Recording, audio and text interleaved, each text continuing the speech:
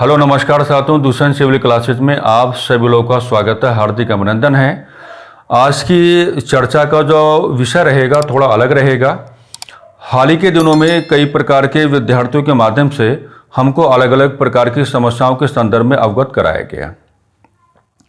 हालांकि आप लोग भली भांति जान पा रहे होंगे कि दुष्यंत सिविल क्लासेस की ओर से सूर्यकरण बैच लगातार आपको लाभान्वित करने का कार्य कर रहा है और अभिजय बैच भी क्या है, आपको लगातार क्या है, लाभान्वित करने का कार्य कर रहा है। लेकिन हाल ही के दिनों में विद्यार्थियों की ओर से कुछ नई प्रकार की समस्याओं को उठाया गया और वो जो नई प्रकार की समस्याएं हैं वो उत्तराखंड प्रवक्ता भर्ती परीक्षा स्क्रीनिंग एग्जामिनेशन के कॉन्टेक्स्ट में ही रही। हमने काफ़ी उन तमाम प्रकार की समस्याओं पर, तमाम प्रकार के बिंदुओं पर विचार किया और विचार करने के पश्चात एक कंक्लूजन आपके सामने रखा और वो जो कंक्लूजन है वो संकलन बैच के रूप में आपके सामने आ रहा है। देखिएगा, जब आप इस चर्चा के साथ अपना जुड़ाव करेंगे तो हो सकता है कि आपके मन में, आपके व्यवहार में, आपके व्यक्तित्व में नाना प्रकार के सवाल क्या हैं जनरेट होंगे। तो वो जो नाना प्रकार के सवाल आपके जनरेट होंगे, उन तमाम प्रकार के सवालों को हम इसी चर्चा के माध्यम से, है ना, उनका क्या है, निराकरण करके चलेंगे। लेकिन तमाम प्रकार के सवालों के वास्तविक उत्तर आपको तभी मिल पाएंगे जब आप इस चर्चा के साथ अंत तक जुड़े रहेंगे, क्योंकि हम जानते हैं कि आपके व्यक्तित्व में या आपके मन में या आपके व्यवहार में दो तीन प्रकार के सवाल बिल्कुल आ सकते हैं। तो कुल मिलाकर के आज की जो ये चर्चा है, इस चर्चा का उद्देश्य क्या रहेगा कि इस चर्चा का उद्देश्य ये रहेगा कि उत्तराखंड प्रवक्ता भर्ती परीक्षा, मैं फिर बोलूंगा, उत्तराखंड प्रवक्ता भर्ती परीक्षा और स्क्रीनिंग जो आपका एग्जामिनेशन है उसके कॉन्टेक्स्ट में या उसके संदर्भ में संकलन बैच का प्रस्तुतिकरण दुष्यंत सिविल क्लासेस की ओर से आपके समक्ष किया जा रहा है। अब ये जो आपका संकलन बैच होगा, इसमें किस प्रकार की कैलकुलेशंस हम करके चलेंगे, या जो आपका स्क्रीनिंग का सिलेबस है उस सिलेबस को जब आप संकलन बैच के साथ जोड़ने का प्रयास करेंगे तो फिर आपको ये भी अपने आप को बता करके चलना पड़ेगा कि स्क्रीनिंग में सामान्य अध्ययन वाला जो आपका सिलेबस है, क्या कहा हमने, स्क्रीनिंग में जो सामान्य अध्ययन वाला आपका पाठ्यक्रम है, सामान्य अध्ययन वाला जो आपका सिलेबस है, उस सिलेबस को जब आप संकलन बैच के साथ जोड़ने की बात करोगे तो फिर आपको अपने आप को यह बताना आ जाना चाहिए कि आपको कितने प्रकार की जो वैल्यूज हैं वो संकलन बैच की ओर से क्या है, मिलने जा रही हैं। तो आइए शुरुआत करते हैं इस चर्चा की, है ना, इस डिस्कशन का शुरुआत कर लेते हैं कि संकलन बैच उत्तराखंड प्रवक्ता भर्ती परीक्षा और खास तौर से जो स्क्रीनिंग एग्जामिनेशन है उसके संदर्भ में किस प्रकार से आपको क्या है, लाभान्वित करने जा रहा है। सबसे पहले तो आपको अपना ध्यान कहां पर लाना होगा, सबसे पहले आपको अपना ध्यान लाना होगा यहां पर कि संकलन बैच जो आपका है, जो आपका संकलन बैच है, ये संकलन बैच किसके बारे में है, ये केवल स्क्रीनिंग परीक्षा के बारे में है। इसका जुड़ाव जो आप करेंगे केवल स्क्रीनिंग परीक्षा के कॉन्टेक्स्ट में करेंगे। संकलन बैच यूके SSSC के किसी भी परीक्षा के संदर्भ में आपको लाभ देकर के नहीं चलेगा। संकलन बैच का जो प्रॉपर आपको जुड़ाव करके चलना है, नाम से ही आपको थोड़ा विदित हो जाएगा कि यहां किस प्रकार की कैलकुलेशन आपके सामने आने वाली है। तो सबसे पहले तो आपको अपने आप को ये बताना आना चाहिए कि संकलन बैच का जो वेरी डीप एसोसिएशन होगा, बहुत ही जो आपका गहरा संबंध होगा, वो केवल किसके साथ होगा, वो स्क्रीनिंग परीक्षा के साथ होगा। और आप जान पा रहे कि मामला अगर स्क्रीनिंग परीक्षा का है तो मामला किसका बनता है, उत्तराखंड प्रवक्ता भर्ती परीक्षा का बनता है। खास क्या है, नया क्या है, खास क्या है, नया क्या है, नया यह है कि सामान्य अध्ययन के संदर्भ में संकलन बैच आपको लाभान्वित करने का कार्य करेगा। किसके संदर्भ में, सामान्य अध्ययन के संदर्भ में नए तरीके से, क्योंकि सूर्यकरण बैच तो आपके सामने आ चुका है, अभिजय बैच भी आपके सामने आ चुका है। तो सूर्यकरण बैच या जो आपका अभिजय बैच है उनकी जो आपकी कक्षाएं हैं, सूर्यकरण बैच की जो आपकी कक्षाएं हैं या जो अभिजय बैच की आपकी कक्षाएं हैं, मेरे प्यारे साथियों, वो कक्षाएं क्या हैं, आपकी निरंतर चलती रहेंगी। इन कक्षाओं को बिल्कुल भी आपको छेड़ने की आवश्यकता नहीं है। कोई विद्यार्थी मान के नहीं चलेगा कि अगर संकलन बैच का प्रस्तुतिकरण किया जा रहा है तो अभिजय बैच के साथ कोई छेड़छाड़ होगी या सूर्यकिरण बैच के साथ कोई छेड़छाड़ होगी। ये कक्षाएं आपकी निरंतर चलती रहेंगी। हाँ, इतना अवश्य हो सकता है कि 1 या 2 क्लास में थोड़ा शेड्यूल में हल्का सा परिवर्तन हो जाए, उसको आपको समझ के चलना पड़ेगा। उसकी वजह भी हम इस डिस्कशन में आपको बता करके चलेंगे सबसे लास्ट में।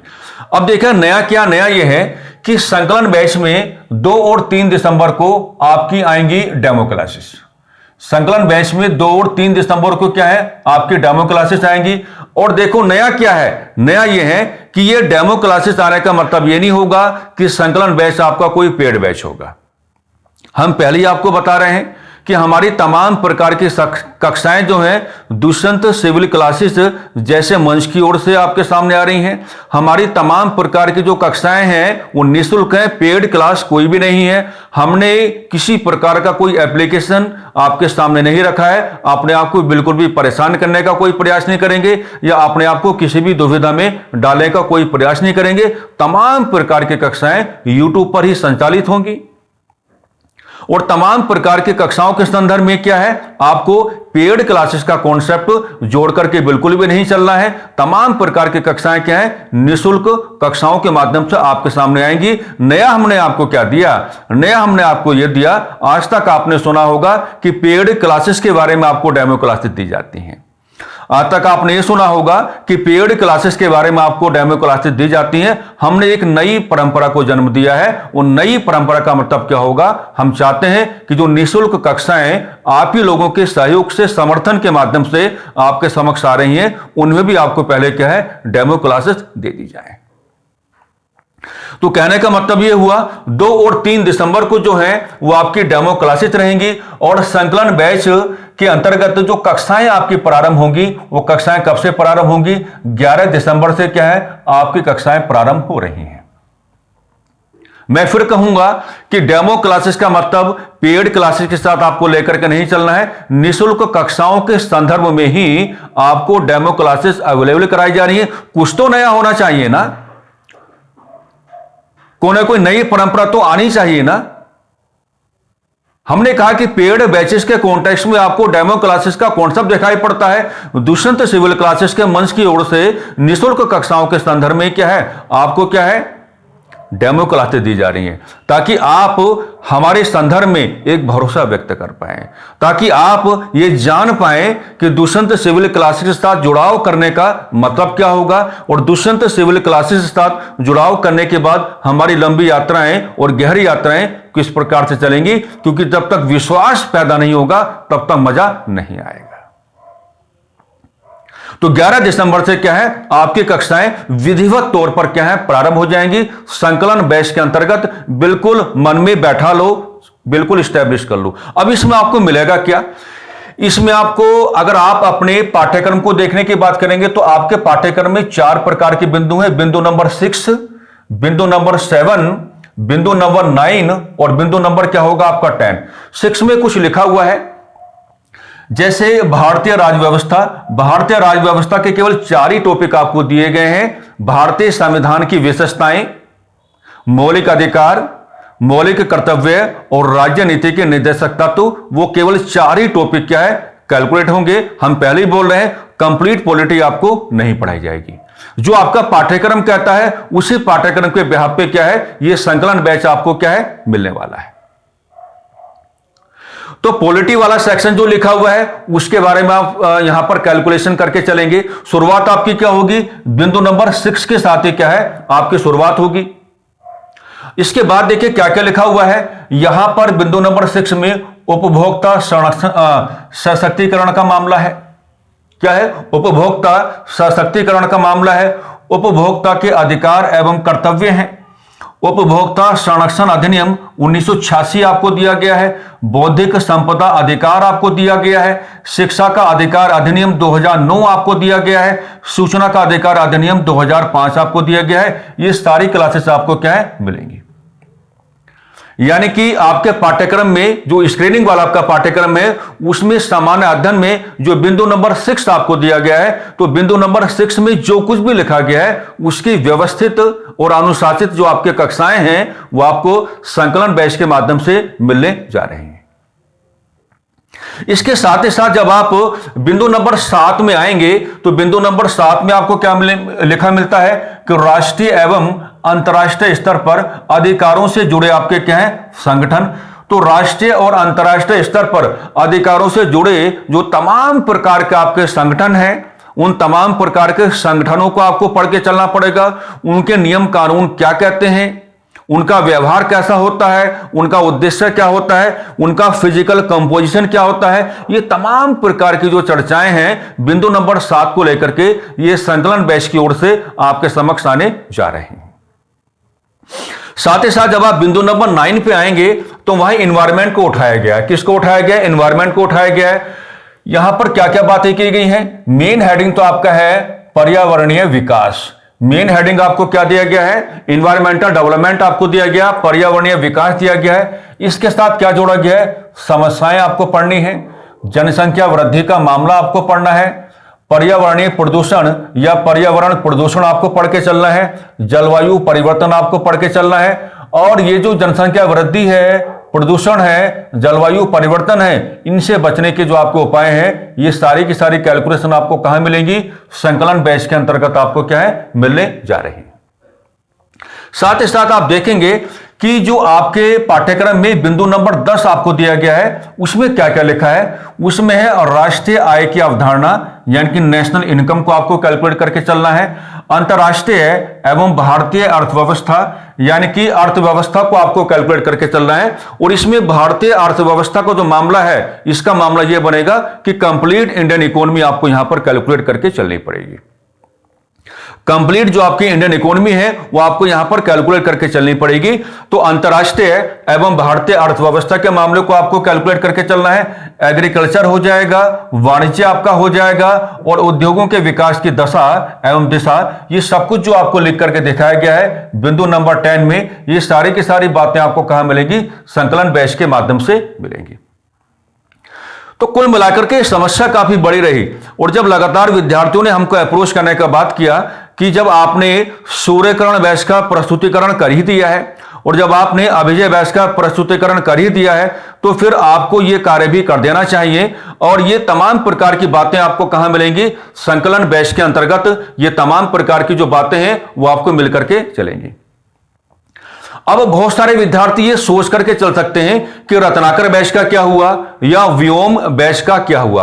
आप जानते हैं कि रत्नाकर बैच की घोषणा जो की गई थी एक चर्चा के माध्यम से, वो भारतीय राज्य व्यवस्था के संदर्भ में की गई थी, और जो आपका व्योम बैच है, व्योम बैच का जो आपका डिक्लेरेशन हुआ था और समाज शास्त्र के संदर्भ में हुआ था, ये दोनों ही बैच आपके क्या है बिल्कुल लाइन में लगे हुए हैं। बस इतना आपको समझ के चलना पड़ेगा कि इन दोनों बैचेस के संदर्भ में अभी तक हमने कक्षाएं क्यों प्रारंभ नहीं की, क्योंकि हमारा जो टेक्निकल स्टाफ है, टेक्निकल स्टाफ का मतलब ये नहीं है कि वो लोग केवल हमें टेक्निकली सपोर्ट करके चलते हैं। टेक्निकली स्टाफ का मतलब ये होता है कि वो हमारे प्रत्येक प्रकार के डिसीजन में और हमारी प्रत्येक प्रकार की चर्चा में हमारे बगल में बैठ के बात करते हैं।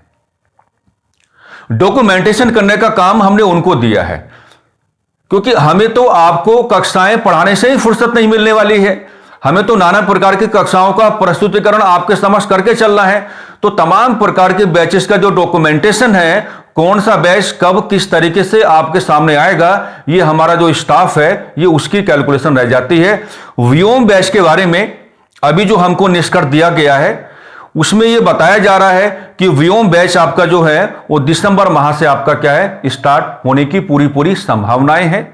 शेड्यूल क्या रहेगा ये आपको बता दिया जाएगा, लेकिन रत्नाकर बैच में अभी एक लंबी कैलकुलेशन की जा रही है, क्योंकि रत्नाकर बैच को लेकर के हमारे स्टाफ का यह कहना है कि रत्नाकर बैच भारतीय राज्य व्यवस्था के लिए क्या होगा, डेडिकेटेड होगा। लेकिन भारतीय राज्य व्यवस्था के लिए जो डेडिकेटेड होगा उसमें हम राज्य व्यवस्था को दो प्रकार से कैलकुलेट करा के दिखाएंगे।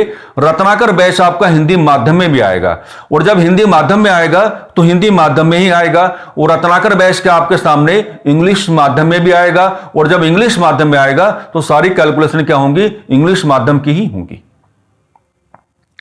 इस पर विचार हो चुका है, और जैसा हमने लिख करके बताया है कि रत्नाकर बैच और व्योम बैच को लेकर के कार्य प्रगति पर है। कक्षाएं आपके क्या जल्दी प्रारंभ हो जाएंगी। तो कोई ये सोच के ना चले कि हमने इन दोनों बैचेस को बिल्कुल होल्ड पर रख दिया, ऐसा कुछ नहीं है।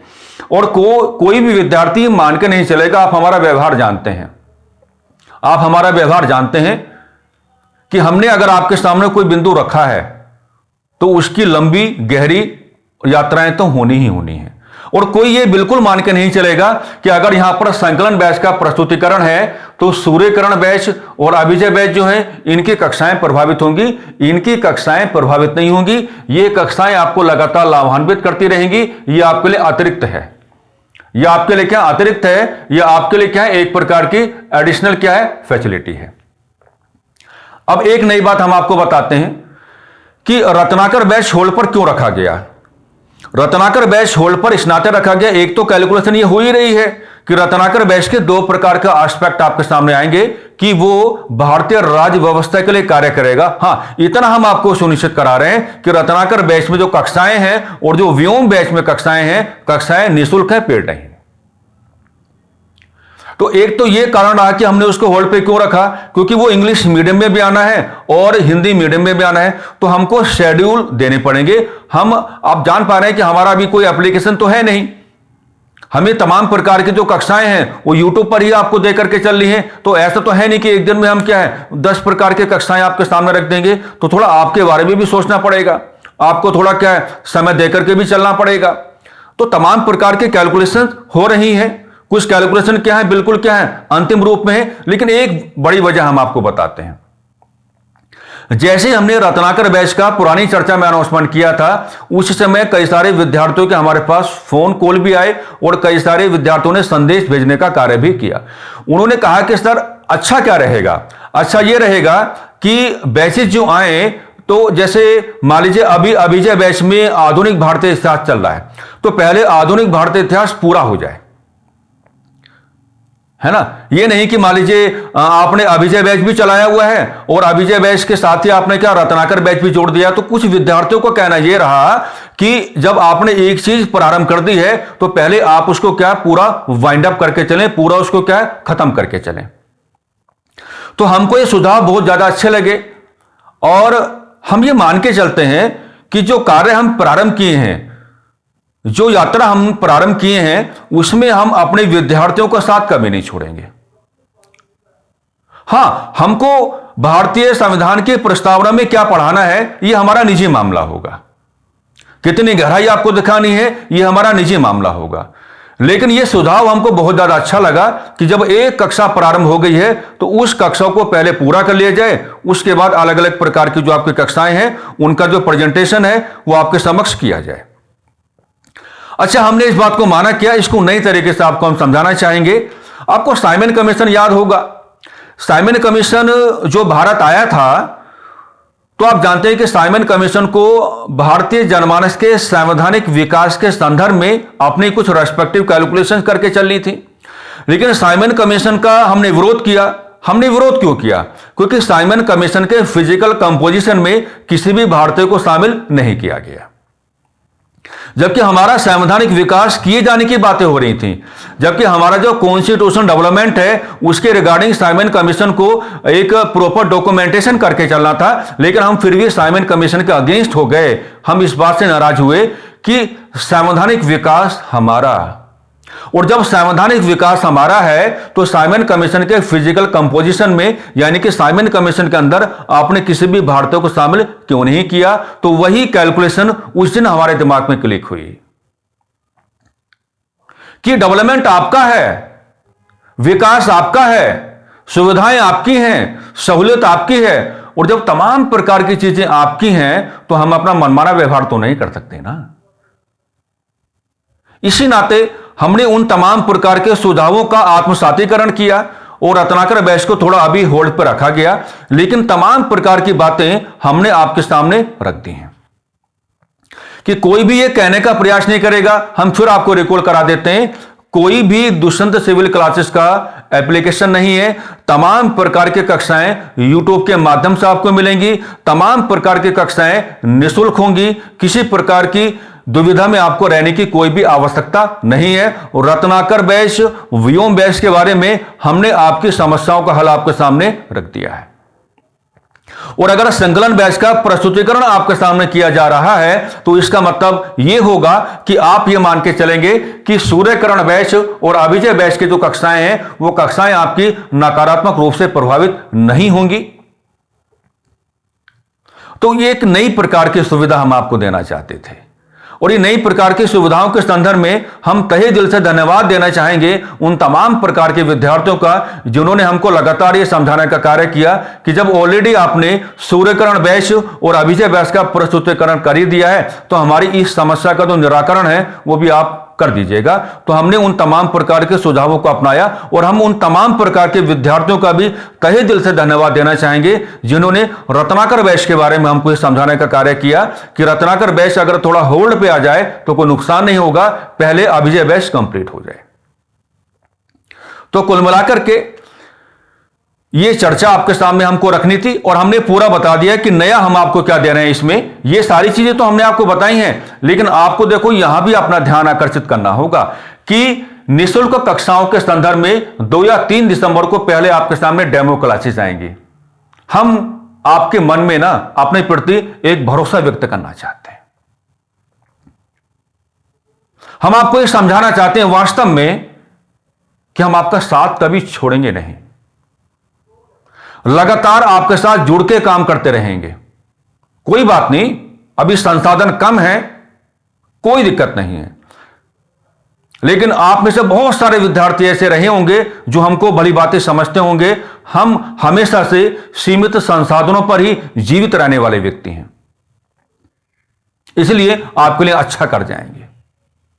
और क्योंकि आपके लिए अच्छा करना है, आपके मन में, आपके मस्तिष्क में दुष्यंत सिविल क्लासेस के संदर्भ में एक भरोसा व्यक्त करके चलना है कि जब आप कक्षाओं के साथ अपना जुड़ाव करके चलें तो आप अपने आप को एक नई प्रकार का आत्मविश्वास देकर के चलें। हां, हम लंबी यात्राएं करेंगे, हम गहरी यात्राएं करेंगे और हम वैज्ञानिक यात्राएं करेंगे।